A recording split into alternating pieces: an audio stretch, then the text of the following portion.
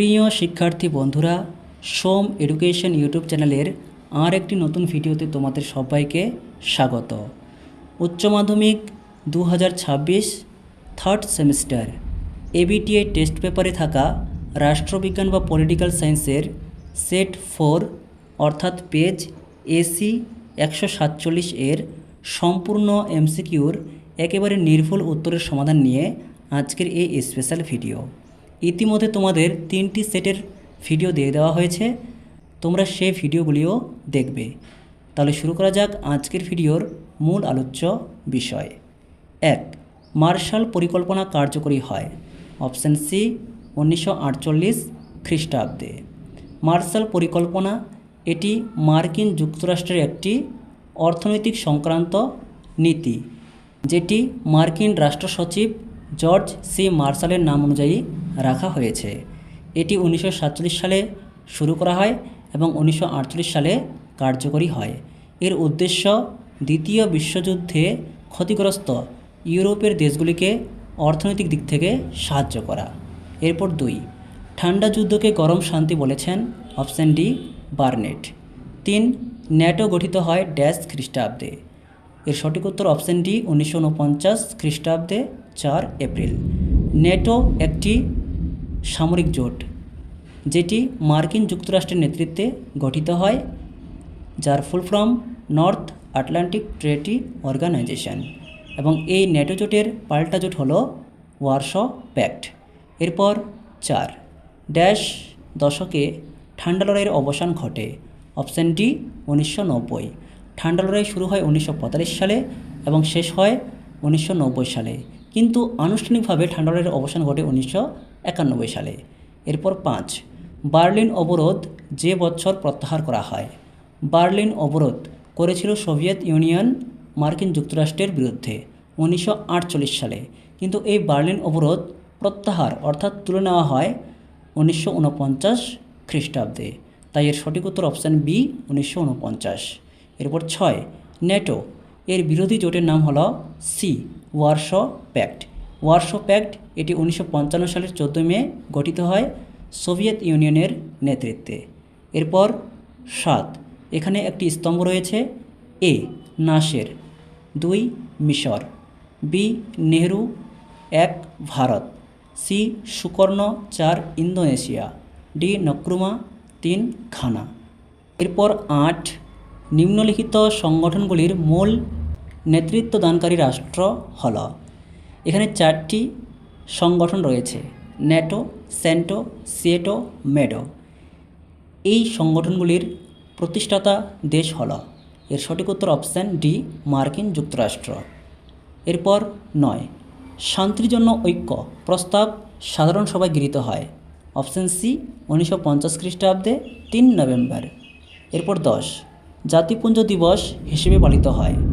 Option B 24 October, কারণ সম্মিলিত জাতিপুঞ্জ 1945 সালের 24 অক্টোবর তারিখে গঠিত হয়, যার ফলে সেই দিনটিকে স্মরণে রাখার জন্য প্রতি বছর 24 অক্টোবর দিনটি জাতিপুঞ্জ দিবস হিসেবে পালিত হয়। এরপর 11.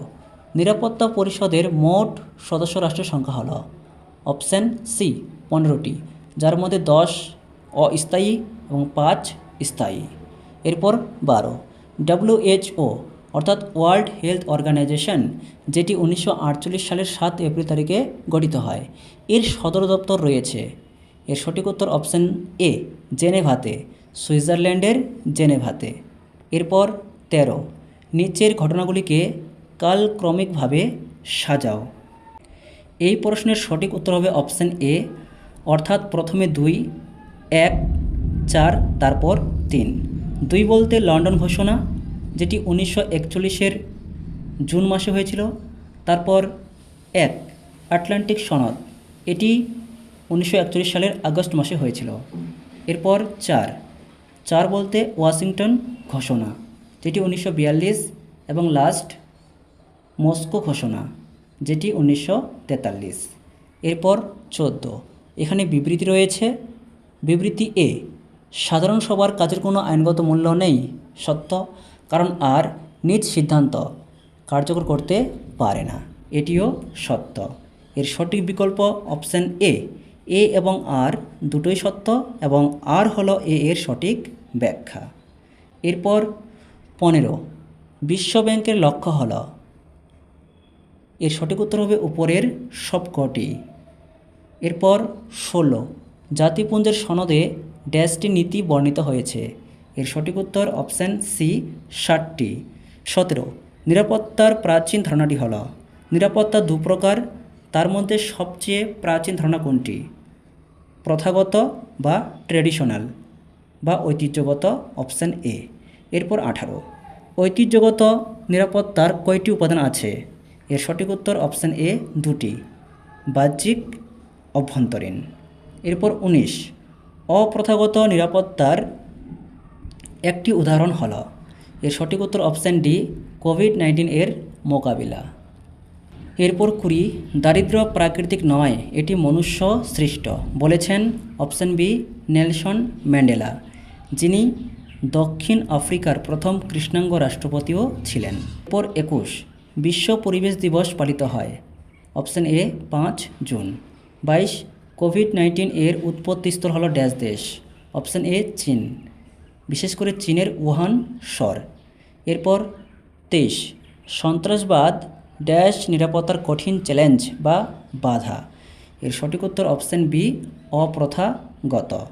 এরপর 24 ভারত ভাগের সবচেয়ে মারাত্মক প্রভাব পড়েছিল, অপশান এ বাংলা ও পাঞ্জাবে।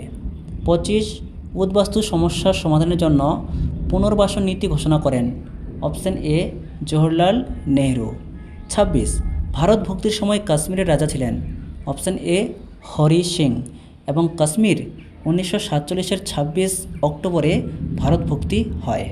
এরপর 27 মণিপুর রাজ্যের ভারত ভক্তি ঘটে, এর সঠিক উত্তর অপশান এ 1949 খ্রিস্টাব্দে, এবং মণিপুর রাজ্যের রাজা ছিলেন বোধচন্দ্র সিং। এরপর 28 কাশ্মীর প্রসঙ্গটি ইউএনওতে উত্থাপিত হয়, এর সঠিক উত্তর অপশান বি 1 জানুয়ারি 1948।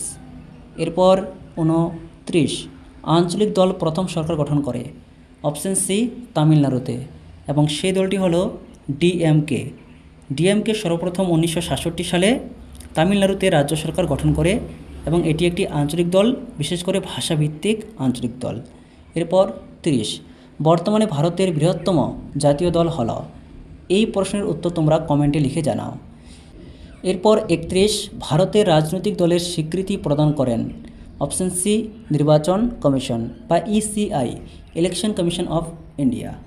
এরপর 32 স্তম্ভ 1 স্তম্ভ 2 বিজেপি 2 1980 খ্রিস্টাব্দে, জাতীয় কংগ্রেস 1 1885 খ্রিস্টাব্দে, সিপিআইএম 4 1964 খ্রিস্টাব্দে, সর্বভারতীয় তৃণমূল কংগ্রেস বা টিএমসি 3 1998 খ্রিস্টাব্দে। এরপর 33 ভারতের একটি জাতপাত ভিত্তিক দলের নাম হলো বিএসপি, বিএসপি একটি জাতপাত ভিত্তিক দল। 34 পঞ্চশীল চুক্তি স্বাক্ষরিত হয় কোন দুটি রাষ্ট্রের মধ্যে? পঞ্চশীল চুক্তি স্বাক্ষরিত হয় অপশান বি ভারত চীন এর মধ্যে 1954 সালে, তৎকালীন ভারত প্রধানমন্ত্রী নেহেরু এবং চীনের প্রধানমন্ত্রী চৌ এন লাইয়ের মধ্যে। 35 ভারত শ্রীলঙ্কার মধ্যে অসামরিক পারমাণবিক চুক্তি স্বাক্ষরিত হয়, অপশান এ 2015 খ্রিস্টাব্দে। এরপর 36 মহাকালী চুক্তি কাদের মধ্যে স্বাক্ষরিত হয়? মহাকালী চুক্তি বলতে এখানে মহাকালী নদীর জলবন্টনের কথা বলা হয়েছে, যেটি 1996 সালে হয়। এটি ভারত নেপালের মধ্যে হয়েছিল, অপশান সি সঠিক। এরপর 37 1998 সালে পোখরান 2 কোন প্রধানমন্ত্রীর আমলে ঘটে? এর সঠিক উত্তর অপশান বি অটল বিহারী বাজপেয়ী, এবং এই পোখরান 2 এর সাংকেতিক নাম ছিল অপারেশন শক্তি। এরপর 38 2010 সালে কুদুনকুলাম পরমাণু শক্তি প্রকল্পটি কাদের উদ্যোগে তৈরি হয়? Option B Bharat Russia. Kudankulam এটি একটি তামিলনাড়ুর পরমাণু শক্তি কেন্দ্র, যেটি ভারত রাশিয়ার নেতৃত্বে গঠিত হয়েছে। এরপর 39 ভারত ও শ্রীলঙ্কা পর্যটন শিল্পের বিকাশের জন্য নির্মাণ করে ড্যাশ, অপশান এ বৌদ্ধ সার্কিট। এরপর 40 এখানে একটি অনুচ্ছেদ রয়েছে, যেটি পড়ে তোমাকে উত্তর দিতে হবে। 1974 সালের 18 মে পোখরান বিস্ফোরণের মাধ্যমে ভারত বিশ্বে পরমাণু শক্তিধর রাষ্ট্রে পরিণত হয়? আমরা জানি 1974 সালে 18 মে রাজস্থানের পোখরানে যে পারমাণবিক বোমা বিস্ফোরণ করা হয়, সেই বোমার সাংকেতিক নাম ছিল স্মাইলিং বুদ্ধ। তাহলে এখানে সঠিক উত্তর অপশন এ, স্মাইলিং বুদ্ধ।